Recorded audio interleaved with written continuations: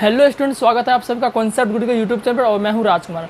आज फिर से हम देखेंगे रिप्रोडक्टिव सिस्टम का एक और पार्ट जिनका नाम है नर जनन तंत्र। पिछले वीडियो हमने मादा जनन तंत्र कर लिया था बहुत अच्छे तरीके से। अगर आपने अभी तक वो नहीं देखा है तो लिंक डिस्क्रिप्शन में होगा या प्लेलिस्ट उसका बना हुआ है, वहाँ से आप जाके देख सकते हैं क्योंकि बोर्ड परीक्षा के लिए वो काफ़ी इंपॉर्टेंट सवाल है। ठीक है, तो आइए आज देखते हैं नर जनन तंत्र। ठीक है, देखिए नर जनन तंत्र का हमने चित्र बनाना है। देखिए कोई भी चित्र अगर आप बनाना चाहते हो तो कम से कम 3-4 बार आपको कॉपी में प्रैक्टिस करना पड़ेगा। 3-4 बार अगर प्रैक्टिस कर लीजिएगा तो आपको वो चित्र कभी लगभग नहीं बोलेगा, बोर्ड एग्जाम में अच्छा से बना दीजिएगा। ठीक है, तो चित्र आप 3-4 बार प्रैक्टिस कीजिएगा जैसे हमने बनाया है, आप आसानी से सीख जाइएगा। देखिए अब इनमें जो चित्र है, चित्र में जो सब अंग है उनका नाम क्या क्या है और वो कैसे उनका कार्य होता है वो हम देखेंगे। ठीक है, चलिए देखिए सबसे पहले हम नामकरण कर देते हैं। ये वाला जो पार्ट आपको दिख रहा है इसको बोलते हैं शिश्न बोलते हैं। क्या बोलते हैं? शिश्न बोलते हैं। ठीक है ना, ध्यान रखिएगा, क्या बोलते हैं? शिश्न बोलते हैं। और ये वाला जो आपका कुछ नली दिख रहा है अंदर वाला, इनको बोलते हैं मूत्रवाहिनी बोलते हैं। क्या बोलते हैं? मूत्रवाहिनी बोलते हैं। पहले इसका नाम कर देते हैं फिर मैं आपको बताऊंगा। ध्यान रख लीजिएगा कि मूत्रवाहिनी जो होता है ये आपका कॉमन पार्ट होता है। अभी तुरंत बताएंगे कॉमन पार्ट किसका होता है। ठीक है, अब ये जो गोल वाला भाग दिख रहा है इनको बोलते हैं मूत्राशय। क्या बोलते हैं? मूत्राशय बोलते हैं। ये पार्ट आप पहले जो पार्ट बता रहा है उसका आपको नाम याद रखना है। ठीक है ना, अब देखिए जो ये वाला पार्ट आपको दिख रहा है पूरा गोल वाला पार्ट ऐसे करके गोल वाला दिख रहा है, इसको बोलते हैं वृषण कोश। क्या बोलते हैं? वृषण कोश इनको बोलते हैं। पहले नामकरण करते हैं फिर बताएंगे वृषण कोश क्या होता है। अब ये जो आपको दिख रहा है ये वाला पार्ट इनको बोलते हैं वृषण। क्या बोलते हैं? वृषण बोलते हैं। अब जरा देखिएगा कि वृषण के ऊपर कुछ आपको छोटा छोटा ऐसे करके दिख रहा होगा, इसको बोलते हैं क्या बोलते हैं? इसको बोलते हैं अधिवृषण। सबको मैं बताऊंगा क्या क्या इनका क्या क्या काम है, पहले आप कम से कम ये नाम देख लीजिए। इनको क्या बोलते हैं? अधिवृषण बोलते हैं। ठीक है ना, अब देखिए जरा ये जो कुछ नली जा रहा है ना ऐसे प्रकार का दो नली, इनको बोलते हैं शुक्रवाहिका। क्या बोलते हैं? शुक्रवाहिका बोलते हैं। ठीक है ना, चलिए इतना आपको नाम याद रखोगे। और कुछ नाम है तो उनको देख लेते हैं। इनका नाम हमने पहले लिख दिया, इनको बोलते हैं मूत्र नलिका। जो आपको दिख रहा है ये वाला पार्ट लाल वाला, इनको बोलते हैं मूत्र नलिका। ठीक है ना, और कुछ बच गया, हाँ ये जो पार्ट आपको दिख रहा है यहाँ वाला, इसको बोलते हैं प्रोस्टेट ग्रंथि। क्या बोलते हैं? प्रोस्टेट ग्रंथि बोलते हैं। ठीक है ना, प्रोस्टेट ग्रंथि बोलते हैं। ठीक है, और कुछ बच गया, हाँ ये जो पार्ट आपको दिख रहा है इनको बोलते हैं शुक्राशय। क्या बोलते हैं? शुक्राशय बोलते हैं। तो ये इतना पार्ट आपको ध्यान रखना है। इतना पार्ट अगर आप लिख देते हैं एग्जाम में तो आपको नंबर मिल जाएगा। ठीक है, अब इनको समझते हैं कि ये कैसे आखिर कार्य करता है। ठीक है ना, देखिएगा सबसे पहले समझ लेते हैं कि ये जो चित्र किसका है? नर जनन तंत्र का, यानी कि पुरुष का। किसका है? पुरुष जनन तंत्र का है, मेल रिप्रोडक्टिव सिस्टम जिसको आप बोलते हैं। देखिए ये जो आपका दिख रहा है ना वृषण, जो आपको गोल जैसा दिख रहा है, इनकी संख्या 2 होती है। कितनी होती है? 2 होती है आपको। हालांकि इसमें आपको बोर्ड पर दिख रहा है तो आपको एक ही दिख रहा होगा, लेकिन 2 होता है इनका संख्या। कितना होता है? 2। अगर आपसे पूछेगा कि नर जनन तंत्र में कितना वृषण का संख्या होता है? 2। जैसे हमने बताया था कि एक मादा जनन तंत्र में अंडाशय की संख्या कितनी होती है? 2 होती है। सेम उसी प्रकार नर जनन तंत्र में वृषण की संख्या 2 होती है। ठीक है ना, अब देखिए सर वृषण का काम क्या है? इस वृषण का काम आखिर क्या है समझिएगा ध्यान से। ये जो वृषण है ना इसी को बोलते हैं टेस्टिज भी बोलते हैं। क्या बोलते हैं? टेस्टिज। आपने सुना होगा कि टेस्टिज इसी को बोलते हैं। इसी वृषण से क्या निकलता है? मेन चीज़ निकलता है जिनको बोलते हैं शुक्राणु। क्या निकलता है? शुक्राणु निकलता है। हमने कल बताया था कि बच्चे का निर्माण कैसे होता है। एक बार फिर से मैं आपको बताता हूँ बच्चे का निर्माण कैसे होता है। मेल रिप्रोडक्टिव फीमेल में क्या था? अंडाशय था। क्या था? अंडाशय। ये अंडाशय से क्या निकलता था? अंडाणु निकलता था। अब अंडाशय से अंडाणु निकला तो पुरुष का भी पार्ट जरूरी है बच्चा निर्माण के लिए। क्या? पुरुष का भी जरूरी है, महिला का भी जरूरी है। तो महिला में होता है अंडाशय और पुरुष में क्या होता है? पुरुष के वृषण में होता है शुक्राणु। जिस प्रकार मादा के अंडाशय में अंडाणु होता है, सेम उसी प्रकार पुरुष के वृषण में क्या निकलता है? शुक्राणु निकलता है। तो अंडाणु में अगर शुक्राणु आपका कुछ इस तरह से था, हमने कल आपको बताया था इस तरह से आपका शुक्राणु होता है। तो ये अंडाणु ये शुक्राणु बराबर क्या मिलता है? क्या बनता है? जायगोट, या जिसको युग्मनज बोलते हैं, जायगोट या युग्मनज। तो यही जायगोट आगे धीरे धीरे समय जब होता जाता तो ये बच्चा आपका बनते जाता है। इस प्रकार होता है। तो ये जो शुक्राणु है, शुक्राणु बोलेगा किस में बनता है? पुरुष में। अंडाणु किस में बनता है? महिला में बनता है। अब ये शुक्राणु किससे निकलता है? वृषण से। किससे निकलता है? वृषण से निकलता है। बोलेगा अंडाणु किससे निकलता है? अंडाशय से। हमने कल ही बता दिया। तो शुक्राणु निकलता है वृषण से। अब ये शुक्राणु बनने के लिए ना, शुक्राणु बनने के लिए आपको शरीर के तापमान से, हमारा शरीर का तापमान कितना होता है 37 डिग्री सेल्सियस का होता है। कितना होता है 37 डिग्री सेल्सियस होता है। अगर शुक्राणु निर्माण होना चाहता है तो शरीर के तापमान से 2-3 डिग्री सेल्सियस कम तापमान चाहिए, तब शुक्राणु बन पाएगा।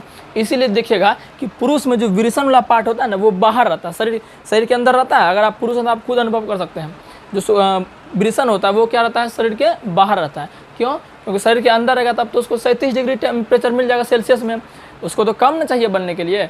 तो याद रखिएगा कि शुक्राणु बनने के लिए 2-3 डिग्री टेम्परेचर कम चाहिए होता है शरीर के तापमान से, ठीक है ना। इसलिए शरीर के ये बाहर रहता है। तो अगर पूछेगा कि विरेचन बाहर क्यों रहता है शरीर के, तो क्या बोलिएगा, क्योंकि शुक्राणु बनने के लिए शरीर के तापमान से 2-3 डिग्री कम तापमान चाहिए, इसीलिए विरेचन आपका शरीर से बाहर रहता है, ठीक है ना। अब देखिए, इस विरेचन को सुरक्षा प्रदान करने के लिए ऊपर में रहता है, कौन रहता है हमारा, इस तरह का रहता है, इसको बोलते हैं अधिविरेचन। क्या बोलते हैं? अधिविरेचन बोलते हैं। मान के चलिए कभी कभी चोट लग जाता है विरेचन में, तो फूल उड़ जाता है, तो बेसिकली ये अधिविरेचन में ही चोट लगता है। किसमें लगता है? ये अधिविरेचन में ही चोट लगता है ना, तो किसी किसी का विरेचन फूल जाता है या उसके अंदर जो मतलब खराबियाँ कुछ ना कुछ आ जाती है, आपको सीधा सीधा मतलब ये है।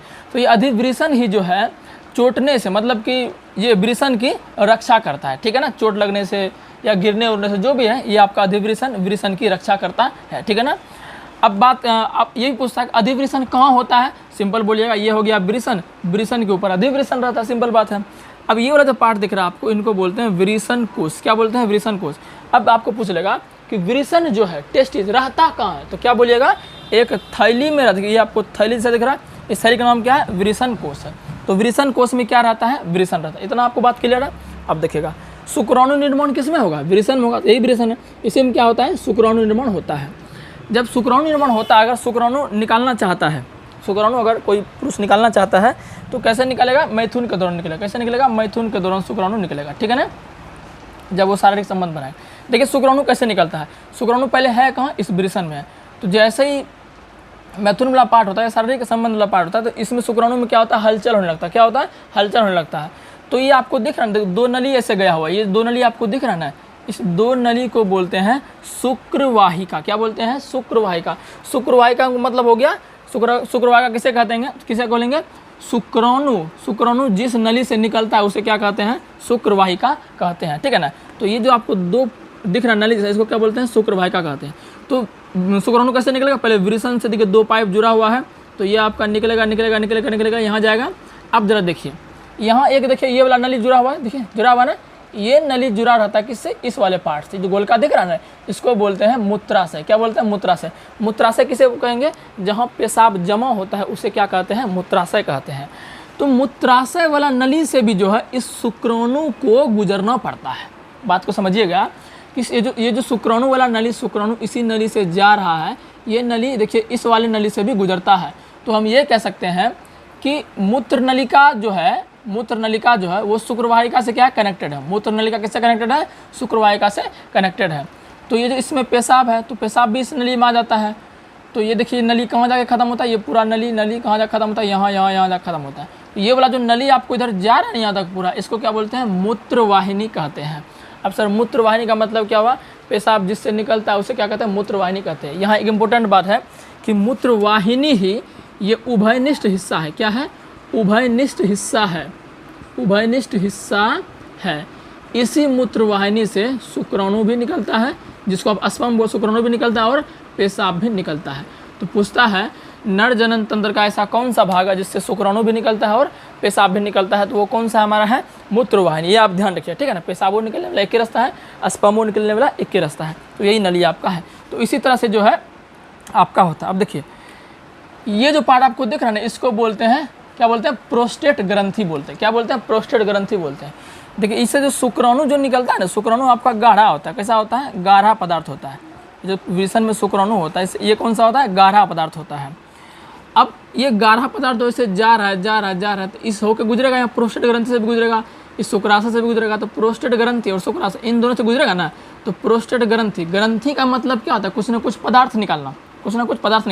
तो प्रोस्टेट ग्रंथि और शुक्राशय क्या करता है? कुछ ना कुछ चिपचिपा पदार्थ निकालता है। क्या निकालता है? चिपचिपा पदार्थ निकालता है।